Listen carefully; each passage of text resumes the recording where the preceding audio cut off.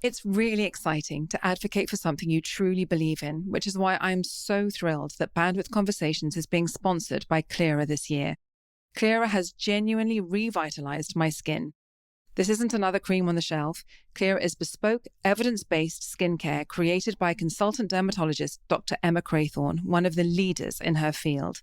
Emma's founding product, the Clearer Special, is a personalized night treatment that brings together multiple advanced actives, many of which you can't get over the counter, into one luxurious cream. And here's the thing. I've tried countless products over the years, all promising miracles. None worked. Then I started using Clearer, and within a month, friends were saying, "What have you done? Your skin looks amazing." And even I was doing double takes in the mirror. I looked fresher, younger, and glowing. And it's not just me saying this. Vogue, Elle, and Cosmopolitan all rave about Clearer. So if you want to find out more, head to clearer.skin. That's Klira.skin. If you want to find out more about Clearer founder, Dr. Emma Craythorne, listen to my podcast with her, as her story is fascinating and her credentials are mind-blowingly impressive. Plus, Bandwidth Conversations listeners get 20% off the Clearer Special for the first 3 months on quarterly and annual plans. Just use the code bandwidth20. It is a game changer. Hello and welcome to Bandwidth Conversations, a podcast that finds out about the stories and journeys of creatives and rock stars of life. My guest today is a woman whose voice has echoed across the airwaves, whose words have filled the pages of Britain's most read newspapers, and whose wit has lit up our screens. She's not just a journalist, she's a broadcaster, columnist, podcaster, author of 9 books, and the only editor of The Lady to have entered the Big Brother house. From the Financial Times to BBC Radio 4 and LBC, from Question Time to Celebrity Mastermind, she seems to be always up for a challenge or a good debate. She is a fierce advocate for women's voices. She's a sharp observer of British life and a fearless commentator on politics, culture, and everything in between. I'm looking forward to discovering the breadth and depth of her extraordinary career, her insights, her stories, and the moments that have shaped her journey. I am so excited to be talking today to Rachel Johnson.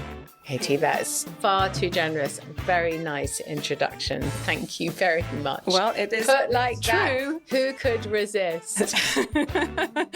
Your family needs no introduction. Your father was a writer and politician. Your mother an artist, portrait painter. You have 3 brothers. Boris, former Prime Minister and leader of the Conservative Party. Then you were next. Then Leo, who worked at the World Bank and dedicates his life to environmental sustainability. And in my email to you, I was at New College with him, and a kinder, more interested, humble, gentle man I have yet to meet. And then you have Joe, who's a politician and a peer. So there are upsides and downsides to the cards we're dealt and the families we are given. Victoria Mayer, who is the daughter of a friend of mine, I've known her since she was 6 and she's now 22, but she is the youngest in a family with 3 older brothers. And when I was researching you, I just asked her what that felt like. And she said, and I'm just going to quote her, "Growing up with 3 brothers has taught me how to love 3 males, even in a patriarchy, which often makes me feel resentful towards men. Maybe it has allowed me to be a passionate and unapologetic woman." How was it for you? I'm not sure I would bring in the patriarchy quite so soon into any conversation about my upbringing, because as you know, from having interviewed so many people, you don't question your childhood very hard. And I was treated exactly the same, pretty much, as my brothers. My parents tried to give me as good an education as the boys got. The problem is there's not an Eton for girls, and all my brothers went to Eton, and I actually have a half brother and a half sister. I have 4 brothers who went to Eton, a husband who went to Eton, and this is an A plus ultra type school. And if you go to Eton and you make the best of it, the level of your education and the stimulus you find in learning, I think, is something that no girls' school can match, not even the one I went to, St Paul's Girls' School, after having been kicked out of Bryanston. My parents treated me the same to the extent that I played all the same games, I ate the same food, all the same expectations were made of me as they were of them, if not more. And when I was 9, I was sent to an all-boys prep school because that was where my older brother, Alexander Boris, was sent after it was established that the European school in Brussels couldn't educate him because he was too bright. They thought he was doué, which means gifted. So my father just turned this Ashdown High School co-educational by forcing the headmaster to take me. And what was that like? Because then you're then in a school full of boys. The thing is, I'm very used for the water I swim in to be all male. From my mother's womb, the amniotic fluid was all male. My home life, because we moved around a lot, we didn't have play dates. And because there were 4 of us, we didn't really need friends. We were a self-sufficient little gang, and we had an enormously fun and active and eccentric childhood. I think even when I went into my working life, I went into all male environments. New College had only been co-ed for, 7 years by the time I got there. Then I was the first female graduate trainee at the FT. The first time I went into an environment where there were even female bosses was the BBC, which is all over the news at the moment. Yeah, absolutely. Because we're doing this interview the day after Tim Davie and Deborah Turness have both stepped down from their top roles. I don't think for me it was ever about the patriarchy. It was just what you knew. Well, also I just thrived. I mean, I enjoy being among men and I enjoy competing with men. And I hate things like ladies' lunches. I absolutely can't bear it. Why? Why am I here? My kind of set point is I'm quite a masculine female because of the way I was brought up and the environments I was in. And I like that. I enjoy that. And why were you expelled from No, I've Bryanston? never answered that question. Okay, so from Bryanston, you then go to St Paul's. I thought it was really dull, St Paul's, because of partly what I've just said. Well, I just wondered whether that was then a welcome change or disappointing. Very boring, I found the education and also the environment of St Paul's Girls' School. I made some good friends.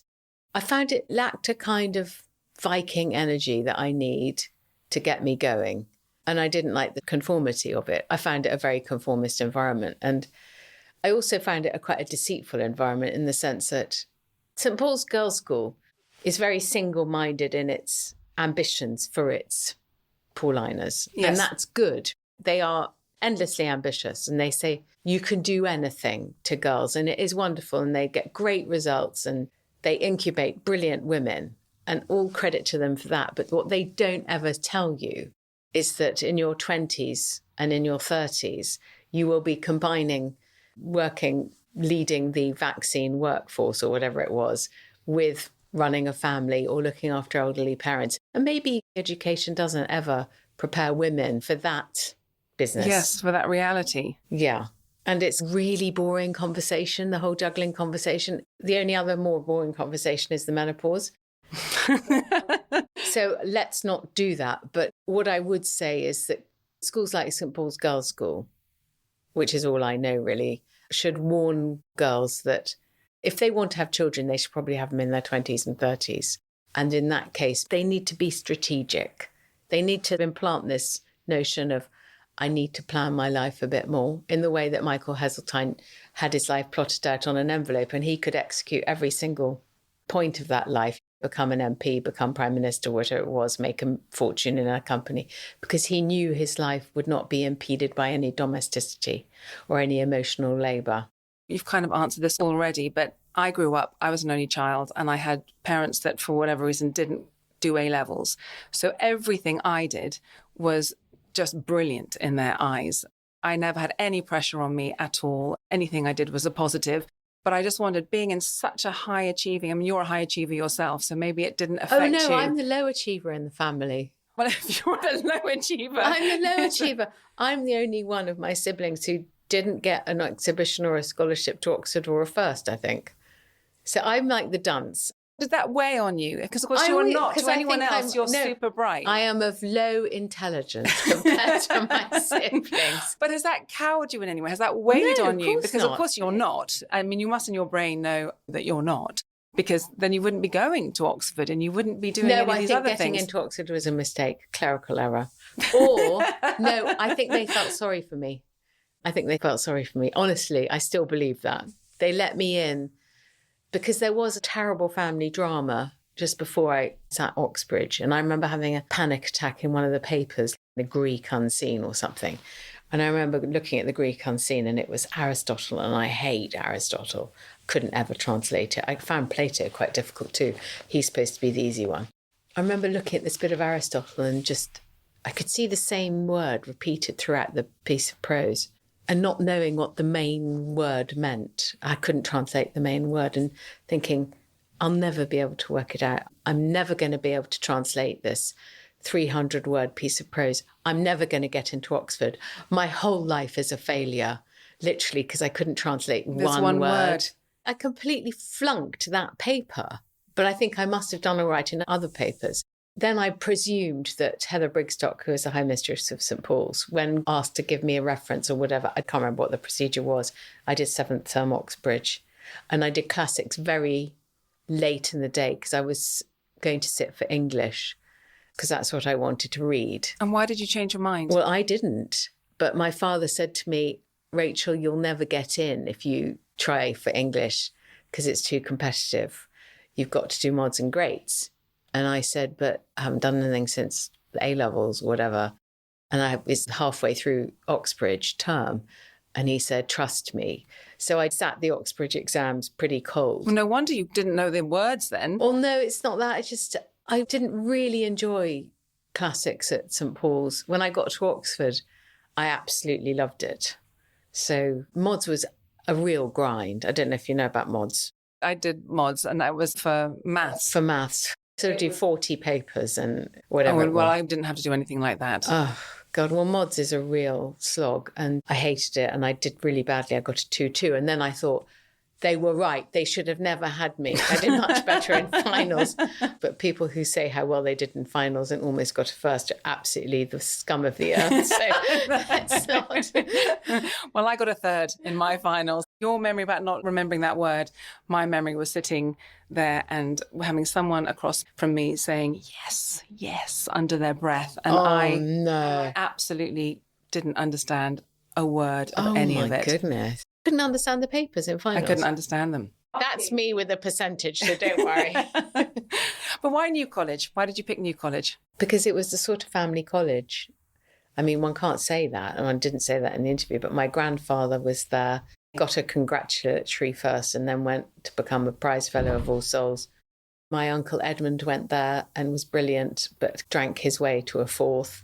They had a 4th then, which I think is even more distinguished. And then Leo and I, in my generation, went to New College, and it's such a fabulous college. I thought, I can't believe my luck. I was one of those.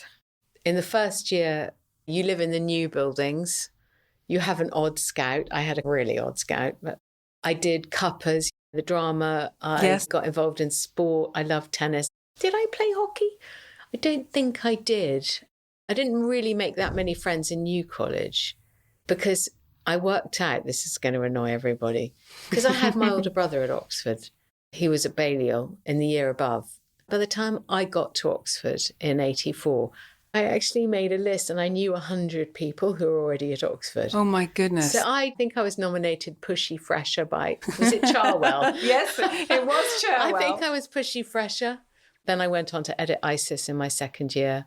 And then I did a book. You wrote a book? How did that happen? Well, it was extraordinary, actually. Of a certain age, listeners would remember that in about 1985, Olivia Channon died in the Christchurch rooms. Yes, I remember. Of Gottfried von Bismarck. And the world's press descended on Oxford, including the editor of Vanity Fair, and she gave this lunch to try and find the dirt on what had been going on. I was at the lunch, so was Allegra Mostiner and Toby Young, I think Al, Boris Johnson, you know. She kind of got together the people she'd been told, and sorry if they sound self-regarding, the kind of bright young things in journalism in Oxford. And there was a lot of journalism at Oxford. And cut a long story short, a day or so later, I went to my pigeonhole in New College and I found this note saying, please telephone Antonia Duro. She's now the Duchess of Wellington, name drop, alert. But she had knew Lord Weidenfeld of Weidenfeld and Nicholson. And he had asked her if she knew any Oxford undergraduates who could put together a book about Oxford during this crisis. And so she thought of me. So I went up to London, to number 1 London, Apsley House, and I had his lunch with Antonia and Weidenfeld. He explained what he wanted, which was I would find all the best writers at Oxford and I would just create this book. And he said, do I want to do it? And I said, yes, of course, thinking I'd just got mods behind me. So I had what I regarded as a 3-year. So it must have been my 3rd year. So then I commissioned the book and I had to write 2 chapters myself. And though I say so myself, I really picked some people who've turned out to be really good writers and who've had successful careers as writers. Boris, Allegra Mostiner and Toby Young, Aidan Hartley, who wrote The Zanzibar Chest, Will Hobson, Susan Hitch. You wrote that book. I commissioned and edited it. Okay. And then when you left New College, did you go straight to the FT? Yeah. And then again, you were the first female graduate on that FT training program. And were you interested in finance? No. Okay. So how come you did that? Because I didn't get the Times traineeship and I didn't get the BBC traineeship. And then I went hell for leather for the FT. And I remember putting on a tweed suit and scraping my hair back and talking about the bond market or whatever and how I really, really wanted to write about gilts. Again, I think it was a mistake or was a special favour I was admitted. I'm sure it was. No, it's true. I just think somebody must have put a word in, otherwise they would have never had me. And did you enjoy it when you were there? Loved it, yeah. When you talk about gilts and things like that, my mind closes over. But was it actually fun to be writing about all these things? No, but it was fun to be at the FT and then to progress into the economics room, which is where I ended up. And so I'd be reporting on the trade figures and the retail price index and sterling, the ERM, just fascinating.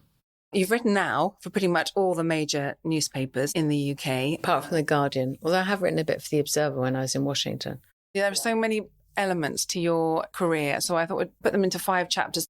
So one, and this is in no particular order. The first is you were editor of The Lady. That came quite late on, but yeah. Yeah. That was 2009 to 2012. And for those listeners who are not from the UK, it's a British women's magazine. It's the longest running ever, 140 years. I think the first edition was in 1885 and it's now just stopped. And you were brought in to revamp it and increase its circulation. There was a documentary which I tried to find, Rachel. It should be on YouTube. So I looked on YouTube and I couldn't find it. I read your book. It was Channel 4. Oh, did you? I loved your book. It was hilarious. And I've been on the tube laughing out loud, reading your book. I'm actually just going to read a short excerpt from it, which is this. And I quote, "My Daily Mail piece came out about what it means to be a lady today. And then in brackets, in short, I don't know, expanded over 1,600 words." So anyway, I adored it. I absolutely adored it. And I love the fact that in the documentary, it's called The Lady in the Revamp, but you had some other suggestions, which was The Devil Wears a Barber and Come Into the Lady. Stop it. Also... No, Come Inside the Lady. Was it Come Inside the Lady? Okay, that's even better.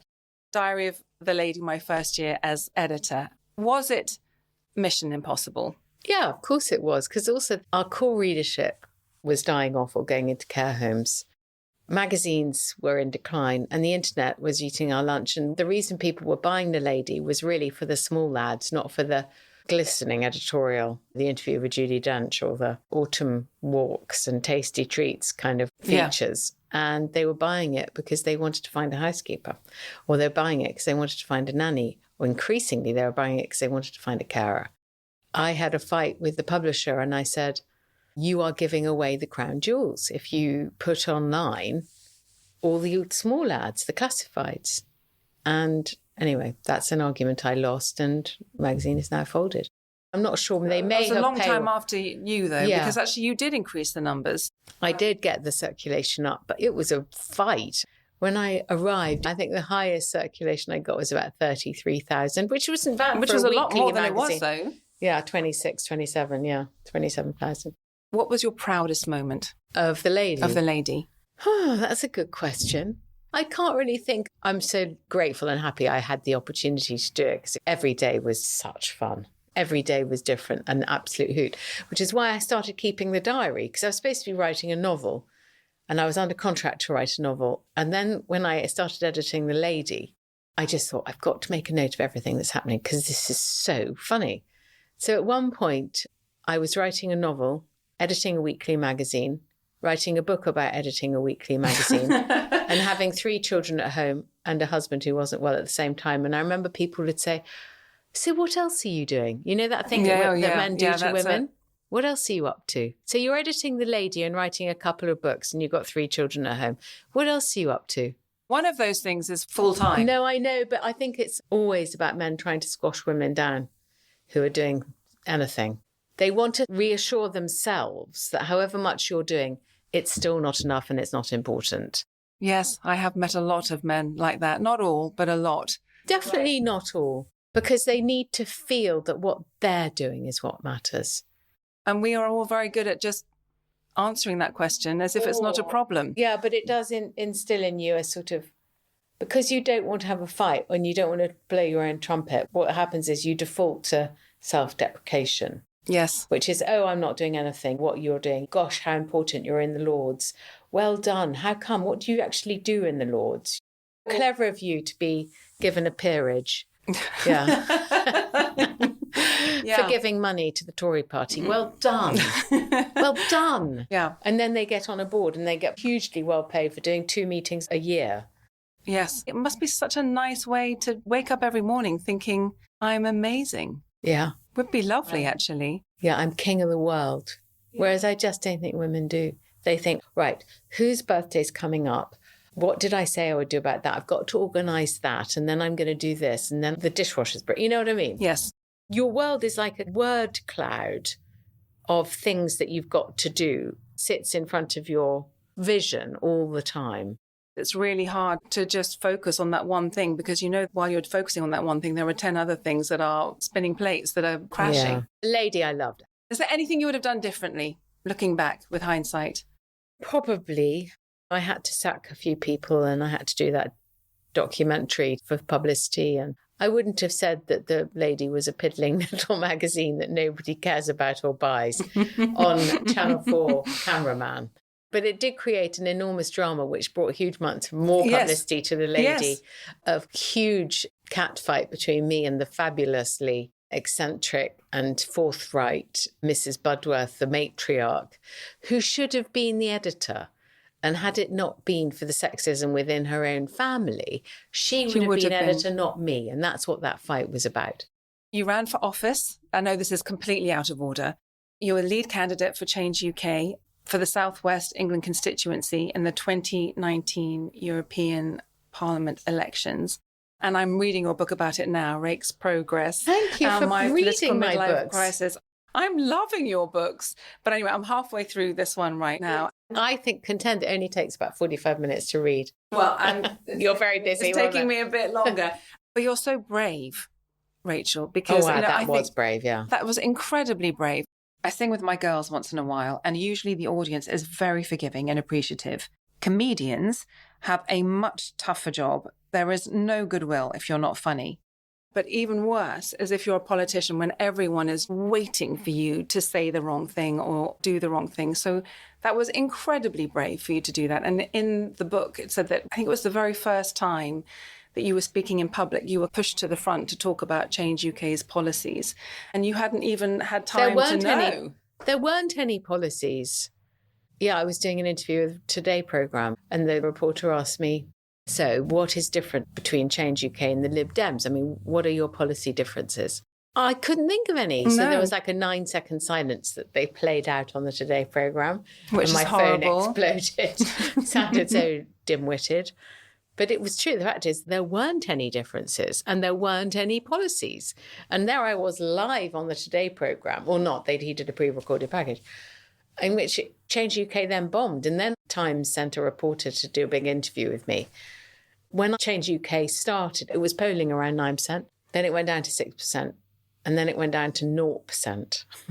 By the time the election came along, they'd just lost everybody. And I said to the Times that I was a rat jumping on a sinking ship. And then they went nuts. And I had all the leaders of Change UK going crazy with me. And I am not a politician because I will say what I think. Was there a particular moment when you most regretted your decision? No, because I knew I'd get a book out of it. And also, I do think everyone should stand for office once because you learn a lot about how the country works. You learn a lot about the bravery and the importance of people who put themselves up to do things just to be pilloried and like Yes. an Aunt Sally. It takes a hugely tough skin. It takes all your time. You get very little reward. So I engendered an enormous amount of respect into anyone who does anything. Local politics, national politics, international, anything. Really good on you. And we need more people. And under what circumstances would you stand again? I can't think of any. Any advice for young politicians going into this space? I think I ever became a politician. You've got to achieve office to be called that. I would say to people, become a local councillor, get involved in local politics, work your way up. Then you're in a position to say, I want to represent a constituency. I don't like the arrogance of people who think I can be a Times leader writer and then I can be Chancellor of the Exchequer, which has been the mindset. Quite a lot of very entitled, clever men in the past. Great advice. Chapter 3, podcasting. You have Rachel Johnson's Difficult Women. You have interviewed over 200. I think it's getting towards 200 now. Great title. Where does the title come from? I stole it from Helen Lewis. She's an amazing writer. She writes for The Atlantic now. Brilliant. She does news quiz on BBC Radio 4. She wrote a book about the history of feminism in 11 women or something like that. And she called it Difficult Women. And I was like, I need that. I want that. That's a really good title for a podcast. And so I wrote to her and I said, Helen, you're not going to like this. Because she did a very different thing with her book and you can't copyright titles. But I sent her an olive branch and I think she's reconciled to it. Well, I think it's a fantastic title for your podcast. And of course, they're not difficult women. I listened to Justine Roberts, who was fellow New College alumnus, and Hanan Khashoggi, got a whole array. Ruby Wax and dear Jilly Cooper. I know. Oh my gosh, wonderful Jilly Cooper. And it's because of her that I read at all. It was because of her books. Me too. Enid Blyton and Jilly Cooper. Yes. Basically the greatest. That was all that was required. Crompton too. All 3 women writers. Yes. Most memorable guest or most surprising guest? That's interesting. What I would say is often the guest that you have least expectations of and is not that well known can really surprise you. I've enjoyed almost all of them. I remember when I was doing Brenda Hale, you know, the spider brooch woman in the Supreme Court, we had to move studios in the middle. It was really hard to get her to do it. She was the one who said that prorogation of Parliament was illegal. And she agreed to do my podcast. And I was doing the podcast in one studio. And then suddenly there was this bang on the door. And it was Ian Dell. And he said, you've got to go. I need to do a prereq with Liz Truss, which was a pre-record. And so there I was. And I had Brenda Hale in mid-flow on the Zoom screen. And I was in the studio. And I had to say to her, Lady Hale, I'm terribly sorry. We can have to pause here. And then she said, well, I won't have time to wait for Ian Dell to do his prereq with Liz Truss. It completely abbreviated my conversation with Brenda Hale. Anyway, you have moments like that. Yes. You think, this is crazy. Who have I really enjoyed? I enjoy most of them. Around the time my mum died, I remember having to change the question from when have you had the most difficult time? Because suddenly a rash of people said it was when my mother died. And then I would just completely dissolve.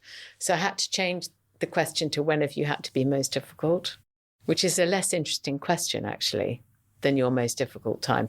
I had a lot of people saying, you know, my mother was dying and I had a daughter with anorexia. And I found it so painful to listen to them because they're sitting with you and they're saying this and you literally want to give them a hug. Yeah, just give them a hug and say, let's stop the tape and go for a cup of coffee. You know? Yes.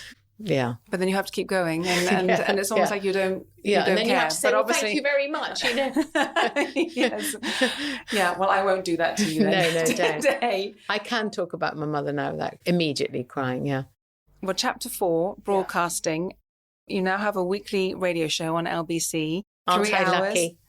Yeah, and I listened to you last Friday. You were talking about Prince Andrew. Well, there's no longer Prince Andrew. No, that was the Friday before, but yes, not I did. last Friday. Yeah, a week ago. 3 hours live. That is a marathon.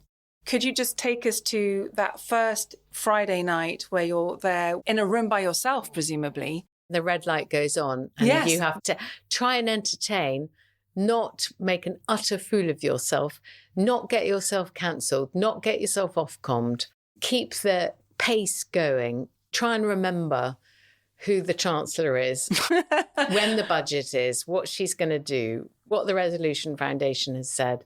You have to have about 9 topics in your head all the time. On the Today programme, I was thinking about this only this morning. One presenter interviews one guest and then the other presenter interviews the next. So you get some moment to go back to the brief, to think about the key questions. What are the news lines? What is the most important thing you want to get out of this interview? When it's just you, you've got to set out it on LBC, which is a talk radio station, opinion-led. You've got to get the best out of the guest, give your opinion, get the best out of the caller, switch subject, do the same thing, pivot, maybe there's some breaking news, get to the junctions at 1:15 to 2:30, 1:45, and the hour, and just try and keep the show flowing. Do they give you any training for that? They won't be listening to this, but almost none. But you learn on the job. So it just takes that first Friday night, you're there on your own, and they're just saying, go on then, Rachel, off you go. No, what happens is you sit there and the previous presenter has left the studio and then the news says, now it's time. I can't even remember what it says, but, hit Rachel Johnson. And you go, good evening. It's 7:02. You're listening to me, Rachel Johnson, here with you this Friday night till 10 p.m. And on the show tonight, we've got an absolute roller coaster of a ride. You do that. Try and make the show sound really exciting. Trail the best bits. Keep teasing something towards the end. And pray that you get out of it alive. Most tricky moment on the show? I had a prank call which led to an Ofcom, but I can't talk about it. No, I really enjoy breaking news. It's when something big breaks. I had to go on when Zelensky was bollocked in the White House. There was a Prince Andrew announcement, 7 p.m, just as I was going on. They were taking away his title, so then we had to do 2 hours on Prince Andrew. But that's such fun. If you basically read the papers and just watch the news, you're not completely at sea. But there was one time when I was standing in for Ian Dale, and there was a massive football story about the rival Premier League. Oh, gosh, Rachel, I'm not going to know about that. I didn't know the difference between the Champions League and the Premier League when I had to do it. And our poor Ian Dale was listening, tweeting things like, I cannot believe Rachel Johnson is presenting this football. If you don't follow football, how would you know? It was a tough one, yeah. Well, chapter 5, writing. You write fiction and non-fiction. And I love the titles of your books. I read Notting Hill, as I mentioned before. And yeah, laugh out loud stuff. You have very Jilly Cooper vibes because it's so pacey and so witty and very observant. And I could see myself in there and some of my friends and I thought, oh, yeah, that's a good lesson to self, not to be saying or even thinking that. Do your friends recognise themselves in any of them? Well, they shouldn't, because they genuinely aren't in the books. And I think that when they pretend they're furious that I put them in the book, I realise that it's just I'm good at nailing types. And I haven't written a novel for so long now. Don't think I've got it in the tank anymore. I'm doing a Substack, the Rachel Johnson Papers, and I'm having fun with that. There's a crime writer, I don't know if you've come across him, called Tim Sullivan, and he also is a screenwriter. He has got a series of books called DS Cross. The protagonist is on the autistic spectrum. And he says there are 2 types of writers, planners or pantsers. I don't know if you've come across that expression, which is writing by the seat of your pants, as he puts it. So you either plot or you start I'm definitely chapter. A pantser. Though I did plot out Notting Hill, and that was a book I had to plot out quite carefully. It did help, and that book did well. I think it does help to plan your books. But also, you know where you're going. He starts with a dead body. He has no idea what the background is or who's done it or who even knows this person. And he just goes from there. And he says he finds out what's happening as the inspector finds out what's happening. Well, that sounds quite fun. Well, yes, he's done very well. But with all the twists and turns in Notting Hill, you'd have to keep going back. Yeah, I find plot really difficult. I mean, if somebody gave me a plot, I could write the book. What I really need is for someone to write me the plot. And then I go, oh, I could do that. I know. Which is why a lot of people just copy a Jane Austen. That's a lot of novels are based on Jane Austen. You know the theory that there are 7 basic plots. But Jane Austen is a very good template. Yes, having the problem easing off, Crescendo, it rears its head crisis. again, gets solved. Yeah, exactly. You could do it. Well, I'm trying. Celebrity Mastermind. I watched you and you won it. Yes. I told you I'm very competitive. Well, how do you know so much about the Laconia incident? Because I was going to write a book about it. Okay. So I knew everything about it. By the way, that was the sinking of a troop ship in 1942 that was sailing from North Africa to Liverpool, I think, and was torpedoed on the west coast of Africa on the 12th of September, 1942. And my husband's aunt was on that boat.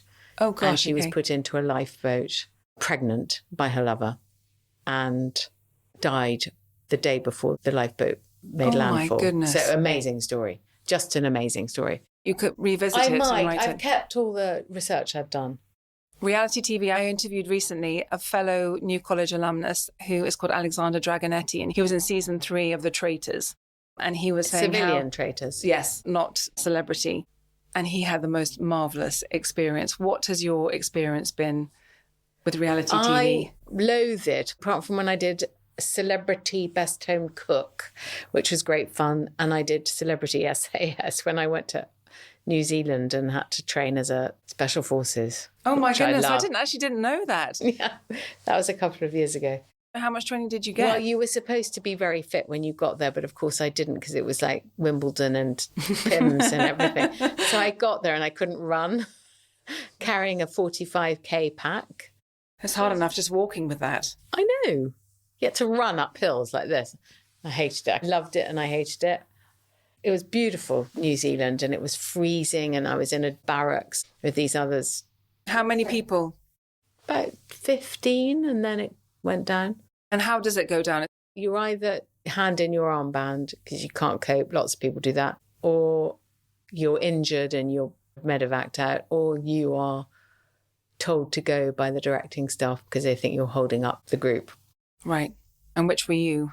I was a mixture of handing in my band and being told to go. I'd just almost drowned in a freezing lake and had a boat to go over my head. And oh my! I got out of the lake and we were supposed to be moving a lot of equipment up a hill, and I got out of the lake having almost drowned.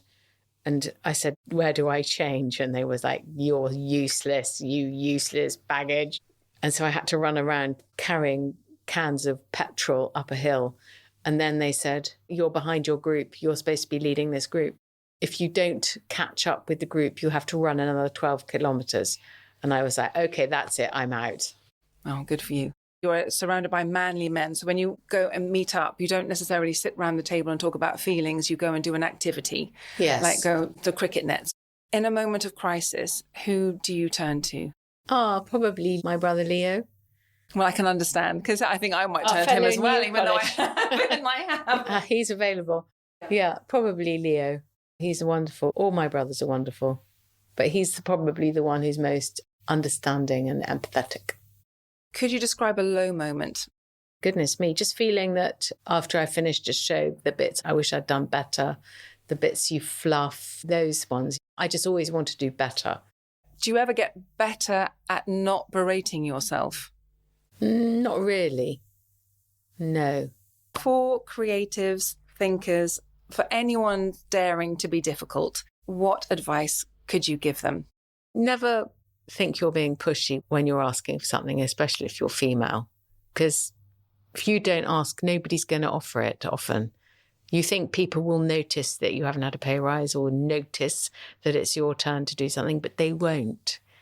You've got to be quite pushy and quite in your face and toot your own horn. Nobody's going to blow your trumpet for you. And also, the other side of that coin is generosity is free. Kindness is free, and all those things are free. And also giving a leg up to others is immensely satisfying. Some of my proudest things I feel about my career, which has been quite long now, is the times when I've talent spotted somebody else. That gives me a huge amount of satisfaction. Of all the things that you do and you have done, if you could only pick one, what would it be? The time at the Lady, because I think that's the bit that seeped into public consciousness. People still ask. It was like 12 years ago. Are you still editing the lady? It's like something really cut through there.